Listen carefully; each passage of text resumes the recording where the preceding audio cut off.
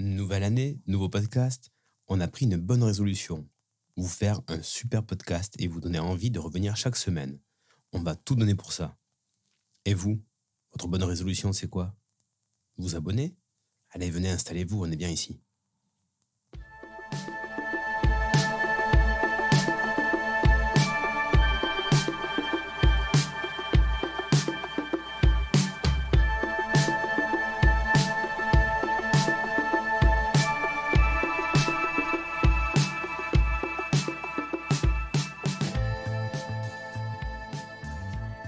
Nous sommes le 5 janvier 2026 et aujourd'hui, dans votre rendez-vous, on va passer en revue toute l'actualité japonaise.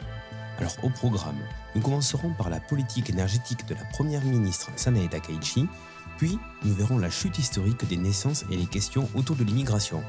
Ensuite, on fera un tour rapide des actualités du week-end, entre cérémonie impériale et conditions hivernales. Et enfin, nous plongerons côté culturel avec des nouvelles autour des jeux vidéo, mangas, animés, comme Tekken, Persona et Détective Conan. Bonjour à tous et à toutes et bienvenue sur l'actu de Japanorama. Allez, passons tout de suite au premier point. Tout d'abord, on va parler de la politique énergétique de la première ministre Takaichi. Depuis sa prise de fonction le 21 octobre 2025, Sanae Takaichi définit une politique énergétique ambitieuse, centrée sur la relance du nucléaire conventionnel et sur le développement de technologies futuristes. Parallèlement, elle accorde moins d'attention aux énergies renouvelables, sauf pour la géothermie, considérée comme stratégique pour le Japon. L'objectif principal affiché, rendre le pays 100% autonome énergétiquement en donnant la priorité au nucléaire, malgré la croissance récente des énergies renouvelables. Pour contextualiser, en 2024, les énergies renouvelables représentaient 23% de la production électrique du Japon, contre 9,4% pour le nucléaire. Actuellement, le Japon dispose de 60 réacteurs. 24 sont en cours de démantèlement, notamment 10 dans la préfecture de Fukushima suite à la catastrophe de 2011, et parmi les autres, 14 réacteurs ont déjà redémarré. 4 ont obtenu l'autorisation de reprise et 8 sont en inspection de sécurité après demande de redémarrage. Parallèlement, Takaichi soutient les technologies de fusion nucléaire. Le projet japonais FAST vise à produire de l'électricité par fusion nucléaire dans les années 2030. Cependant, les aspects techniques et économiques du projet restent encore incertains et expérimentaux. En matière de renouvelables, la première ministre favorise la géothermie, longtemps sous-exploitée au Japon. Son potentiel est estimé à 23 gigawatts, ce qui placerait le pays au 3e rang mondial après les États-Unis et l'Indonésie. La production géothermique devrait représenter 1 à 2% de l'électricité d'ici 2040. En revanche, la première ministre a freiné les projets de centrales solaires. Elle soutient toutefois le développement de technologies locales comme les cellules solaires à perovskite. L'éolien, quant à lui, reçoit peu d'attention. Enfin, sur le gaz naturel liquéfié, le gouvernement Takaichi cherche à diversifier ses sources avec des investissements japonais aux États-Unis et l'obtention d'exemptions sur les importations russes, afin de sécuriser l'approvisionnement énergétique national. En résumé, cette politique énergétique vise un retour au nucléaire et à la recherche avancée, tout en soutenant certaines énergies renouvelables stratégiques, mais en ralentissant les grands projets solaires et éoliens, dans une approche privilégiant l'autonomie nationale plutôt que la transition énergétique immédiate. Notre second sujet concerne la chute historique des naissances au Japon.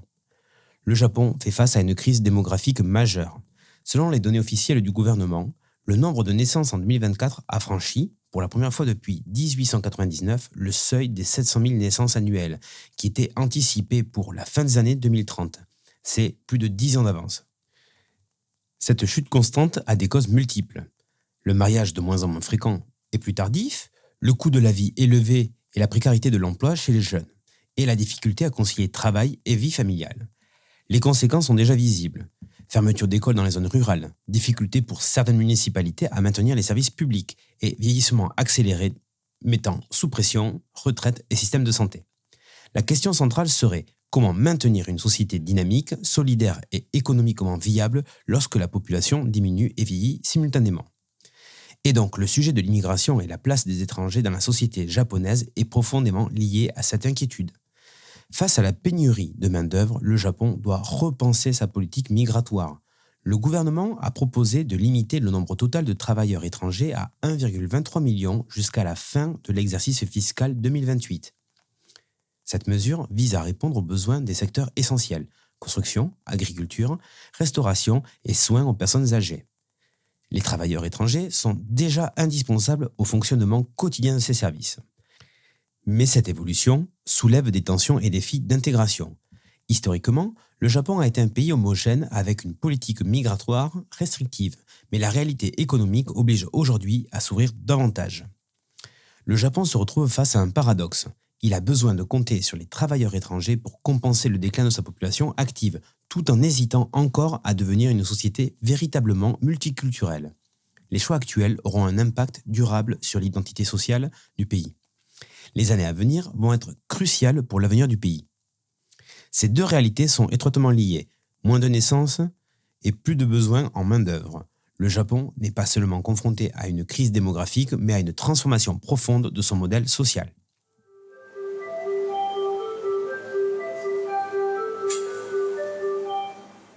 Allez, l'info en bref. Ce week-end à Tokyo, l'événement annuel de la cérémonie des vœux du Nouvel An au Palais Impérial a eu lieu devant des milliers de visiteurs. Cette année a été particulière. Le prince Hisahito a participé pour la première fois à cette tradition, debout aux côtés du couple impérial et d'autres membres de la famille. Il a salué la foule depuis le balcon du palais. La cérémonie a légèrement été perturbée par un homme qui s'est dénudé en poussant d'étranges cris pour ensuite enjamber la barrière de sécurité. Il a finalement été maîtrisé. Un acte surprenant qui, selon plusieurs médias, aurait été prémédité et annoncé sur les réseaux au préalable. L'empereur a finalement adressé des vœux de paix et de prospérité pour 2026. Flash météo. Des avertissements ont été émis concernant de fortes chutes de neige sur la côte ouest du Japon ainsi que des risques d'orages et de tornades sur la côte pacifique. Les autorités japonaises recommandent la plus grande prudence, notamment pour les déplacements routiers et ferroviaires. Les conducteurs et passagers sont invités à se préparer à des perturbations, à réduire leur vitesse et à rester informés des mises à jour météo en temps réel.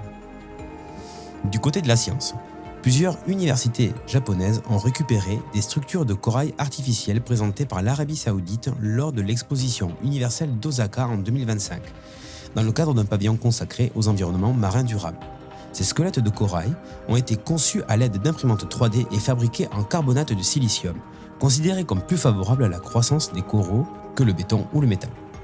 Le professeur Masato Ueda, spécialisé en médecine régénérative, insiste sur la dimension pédagogique et précise qu'il s'agit de montrer aux jeunes générations que l'humanité tente concrètement de réparer les dégâts environnementaux.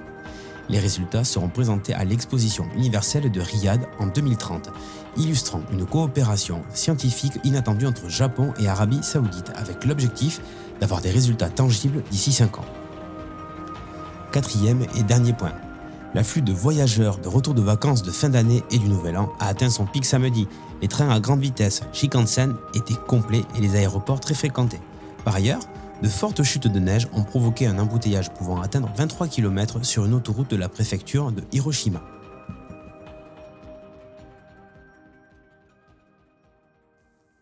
Du côté de la culture, Katsuhiro Harada quitte Bandai Namco après 30 ans sur Tekken.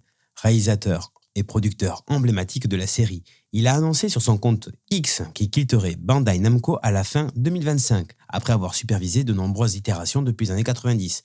Il explique sur les réseaux « Avec le 30e anniversaire de la série, c'était le moment de fermer un chapitre. » Malgré son départ, le studio confirme que Tekken 8 continuera de recevoir du contenu. La nouvelle vient du studio Atlus, qui annonce officiellement célébrer le 30e anniversaire de la série Persona. Une illustration inédite rassemblant tous les protagonistes historiques de la franchise, dessinée par le character designer Shigenori Soejima, a été présentée sur leur nouveau site internet. L'illustration a été dévoilée lors de la préouverture du site et une mise à jour importante est prévue pour le 8 janvier, ce qui laisse présager de nouvelles annonces ou contenus spéciaux autour de la série cette année. Le maître du manga, Naoki Urasawa, a célébré son anniversaire. Né le 2 janvier 1960, auteur de séries cultes comme Monster, 20th Century Boy, plus tôt, et tout dernièrement la série Asadora. Il a fêté ses 66 ans. On lui souhaite un bon anniversaire. Et ce n'est pas le seul. Hayao Miyazaki fête ses 85 ans. Aujourd'hui, le maître de l'animation japonaise, cofondateur du studio Ghibli, est célébré pour son œuvre emblématique comme Mon voisin Totoro, Le voyage de Chihiro, qui ont marqué des générations dans le monde entier. L'anime Détective Conan célèbre aussi son 30e anniversaire à la télévision japonaise. Adaptation du manga de Gosho Aoyama, c'est l'un des animés les plus célèbres du Japon et il continue d'être au centre de l'attention. Une étape exceptionnelle qui est déjà célébrée dans divers programmes télévisés et événements spéciaux au Japon. Selon des calendriers culturels japonais compilés pour 2026, la série continuera de dominer l'antenne avec des événements liés à ce 30e anniversaire, y compris la sortie du prochain film Détective Conan, Highway on the Fallen Angel, prévu pour le 10 avril 2026.